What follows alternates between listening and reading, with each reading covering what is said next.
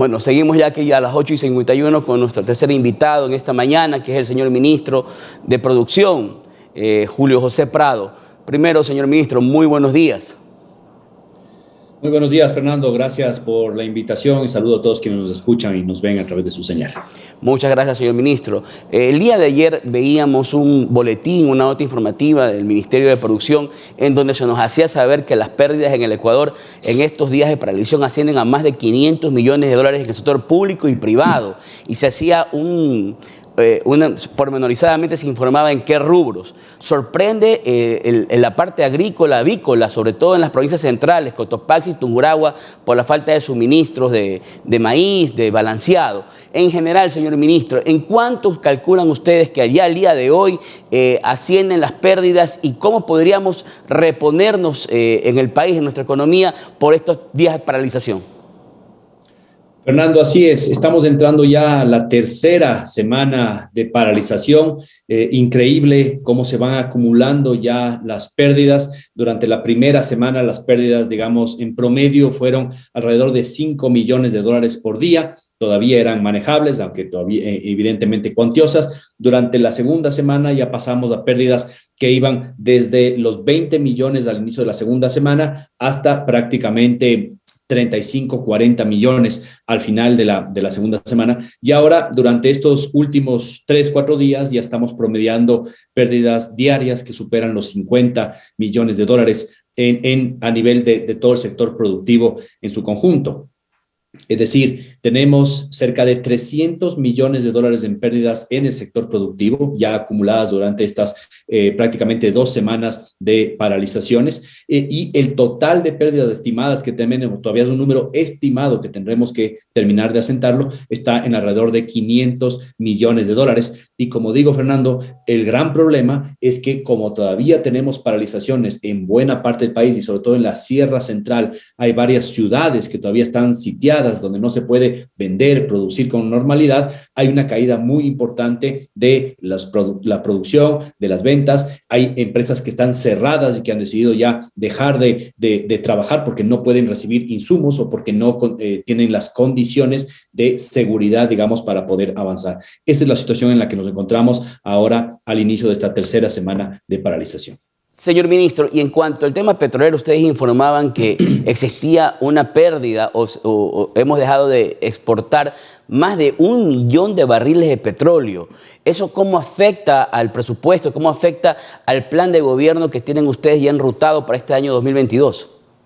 Es cierto, Fernando. Hoy por hoy las cifras más recientes que tenemos del Ministerio de Energía es que las pérdidas en el sector petrolero ascienden a 120 millones de dólares. Se han cerrado 1.176 pozos petroleros, lo cual prácticamente llega al 50% de la producción petrolera. Esto, además, en medio de precios del petróleo que están por encima de $6, tal como lo ha dicho Petroecuador, lo ha dicho el Ministerio de Energía y Petróleos, pues es en realidad una pérdida tremendamente importante para el Estado. Como digo, 120 millones que ya se han perdido por no poder exportar y producir, digamos, de esos pozos petroleros. Y un tema adicional, Fernando, cuando haya que ir a abrir nuevamente esos pozos, hay que hacer una inversión adicional para que esos pozos puedan entrar en operación nuevamente. Entonces, no simplemente que se abre la llave e inmediatamente comienza a fluir petróleo. Esto no funciona así. Y un tema que tenemos que rechazar claramente, atada al tema petrolero, pero que ha sucedido en otras zonas del país, es los ataques a los convoys privados y a los convoys públicos, digamos, que se han dado en varias zonas del país. El más reciente y que ha sido terrible, ¿no es cierto?, es el caso de la madrugada de ayer, en la cual tuvimos un ataque a un convoy militarizado en el cual se estaba trasladando combustibles a buenas partes de las provincias del país, pero no ha sido el único. En ese, lastimosamente, ha perdido la vida un militar y han sido heridos más de 10 digamos, funcionarios, ¿no es cierto?, policías y miembros de las Fuerzas Armadas, pero también tenemos el caso dado en cerca de la ciudad de Quito, en la mitad del mundo, en San Antonio de Pichincha, en el cual fue atacado ese convoy que transportaba alimentos, y hace poco, también hace cerca de 3 días, fue atacado un convoy que llevaba gas y llevaba oxígeno hacia la ciudad de Cuenca, en la zona de Molleturo. Entonces, esas son las cosas que tenemos que parar. De alguna forma, Fernando, el día de ayer se ha puesto fin a la parte de la crisis política que se pretendía hacer, la crisis de la democracia, la afrenta hacia la democracia que se trató de hacer ayer en la Asamblea Nacional. Hoy por hoy nos quedan 2 crisis por resolver: la crisis social, la legítima, la relacionada con las manifestaciones sociales, y la crisis productiva que se ha dado como efecto de estas paralizaciones que estamos teniendo. Hoy por hoy tenemos que enfocarnos en eso. Señor ministro, usted efectivamente ha tenido uno de los perfiles más altos en esta crisis. Lo hemos visto participativo, comunicativo, estar siempre en contacto con la ciudadanía por medio de sus redes sociales y las redes sociales del ministerio. Tanto usted como el ministro de Transporte, los dos creo que han sido los que más han participado con opiniones y comunicando a la ciudadanía los números de la situación actual del país. En ese contexto, ustedes como parte del gobierno se dieron al diálogo, han hecho concesiones que inclusive han sido criticadas por parte de las personas que pedían que se haga respetar la ley y el derecho. Sin embargo, el gobierno siguió sentándose, conversando, aperturándose al diálogo, hasta que el día de ayer, efectivamente, de hecho, ya no dialogamos más, al menos con este interlocutor con el que tenemos en este momento, que es el señor Leonidas Issa.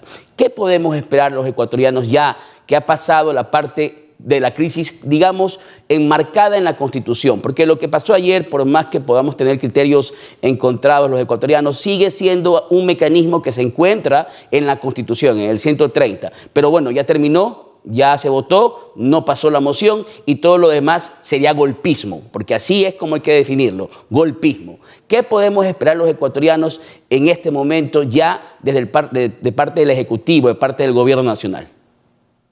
Sí, Fernando, primero con respecto al punto de la comunicación, un tema en el cual tenemos que hacer un mea culpa desde el gobierno en su conjunto y desde cada uno de nuestros ministerios es que tenemos que reforzar la comunicación y la narrativa hacia la sociedad en su conjunto. Tenemos que explicar mejor de dónde ha salido, digamos, esta problemática relacionada con el aumento del precio de la urea, con el aumento de precios del aceite, de dónde viene todo esto y cómo podemos solucionarlo, digamos, en su conjunto desde el gobierno y la sociedad civil. Ese es un tema que tenemos que trabajar, pero también en medio de la crisis hay que entender que hay que apagar el fuego, y entonces a veces la comunicación no es tan fácil y tan fluida con todos los sectores como se quisiera, porque uno está en crisis, pero hay que hacer el mea culpa de que hay que trabajar en eso de la mejor forma posible, y creo que hay que seguir ponderando y trabajando en ese tema. Sobre el tema del diálogo, ¿no es cierto?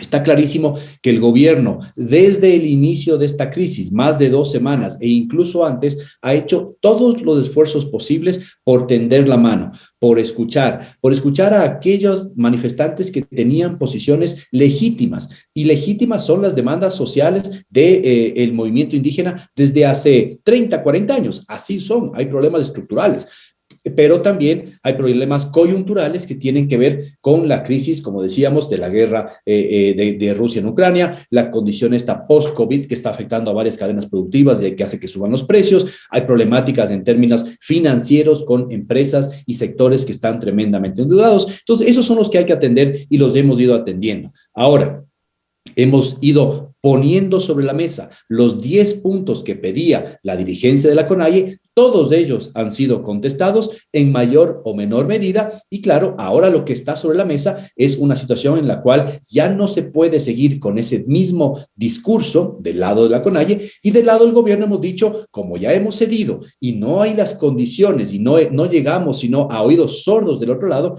pues creemos que es muy importante que tengamos del otro lado unas contrapartes con las cuales podamos dialogar. Siempre tendremos que dialogar, no se rompe el diálogo. Lo que se pide es que de la contraparte pues se pongan representantes legítimos con los cuales se pueda conversar, porque si se hacen 10 propuestas y ahora en la mesa de negociación, como sucedió la noche antepasada, salen 2 o 3 o 4 propuestas más y siguen aumentando las demandas y al mismo tiempo hay manifestaciones violentas en la calle y hay cierres de vías y se pone en riesgo ya la vida y la salud de los ecuatorianos, pues no podemos sentarnos a la mesa de diálogo en esas condiciones. Pero, como digo, el diálogo siempre está ahí sobre la mesa y es lo que nos piden los ecuatorianos para terminar esta crisis social y la crisis productiva derivada de la paralización. Señor ministro, para finalizar, una pregunta muy clara. El día de ayer fue un día tal vez de revelaciones para los ecuatorianos. Vimos que los que fungían como mediadores o como facilitadores del diálogo entre el gobierno, el Poder Ejecutivo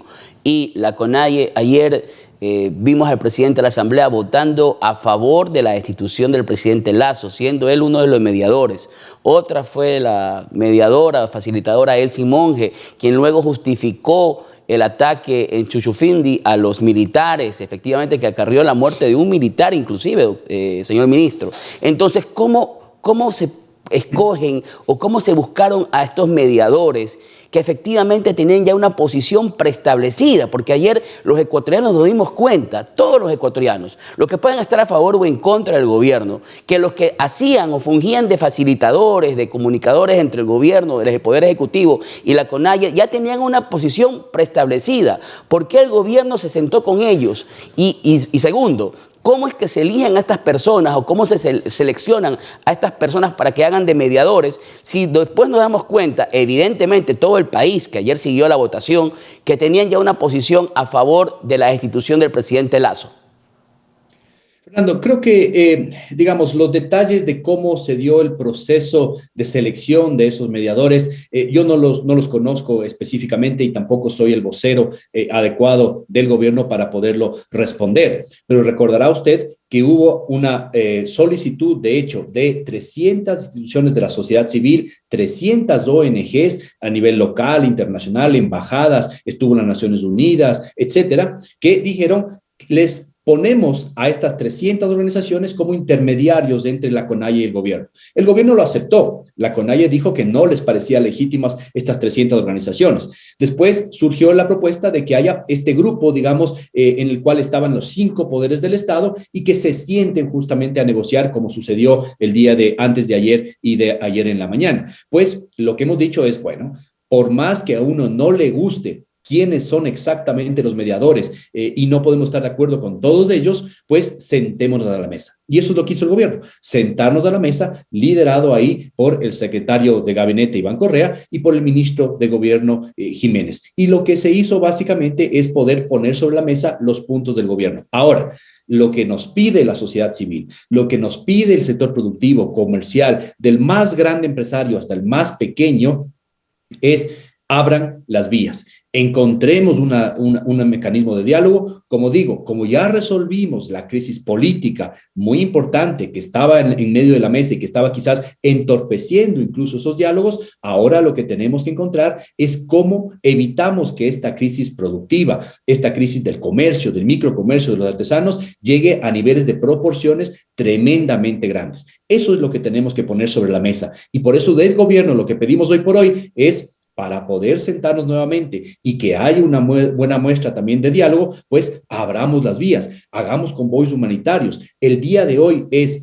urgente, emergente, que llegue, por ejemplo, más oxígeno, del que ya llegó ventajosamente un poco en la noche de ayer a Cuenca, que lleguen más alimentos a Cuenca, a Ambato, a toda la zona de la Sierra Central, que dejen salir exportaciones que están paralizadas en ciertas zonas todavía de la Sierra Central, que dejen pasar las exportaciones y los productos que están retenidos en el norte del país, que vienen de Colombia. Eso es lo que le interesa a la gente. Y por eso es que tenemos que tener todavía la madurez política de lado y lado y la sensatez de sentarnos a la mesa. Pero este no puede ser un diálogo de sordos. Tiene que ser un diálogo ya por el beneficio ahora, inmediato, de la producción y de la sostenibilidad ya de nuestras poblaciones que realmente la están pasando muy mal, ya entrando a esta tercera semana de paralización en el Ecuador.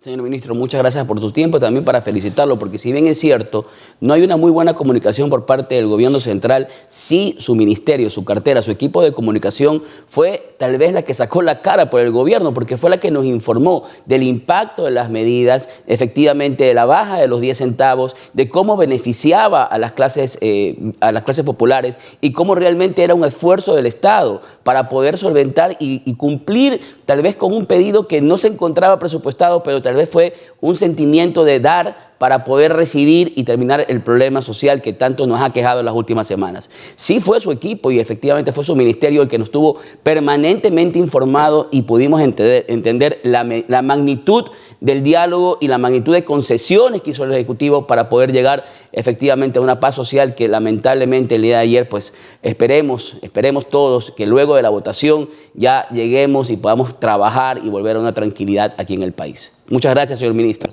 Gracias, Fernando. Solo una aclaración sobre el tema, efectivamente, y le agradezco por lo que nos corresponde y se lo traslado directamente a nuestro equipo también, que hace muy buen trabajo en términos de comunicación, pero fue una estrategia consensuada, en realidad, con Secretaría de Comunicación de Presidencia, que sea este ministerio, ¿no es cierto?, y yo directamente también que dé esas cifras y demás para poderlas aclarar. Entonces, hay que mejorar la narrativa, hay que estar más presentes, sin duda que lo vamos a hacer, y es parte de lo que ahora ustedes verán también a través de la prensa y de la ciudadanía, que estaremos muy presentes y muy activos en comunicar de la mejor forma posible, sin que caigamos en el propagandismo. Eso no puede volver a pasar, ese estado de propaganda que vivimos en cierta época, pues eso nosotros no creemos en ese tipo de comunicación. Sí, una comunicación estratégica, propositiva, como la que estamos haciendo nosotros también desde este ministerio. Muchísimas gracias, Fernando, y gracias a todos quienes nos escucharon. Muchas gracias por su tiempo, señor ministro, y gracias por estar con nosotros esta mañana.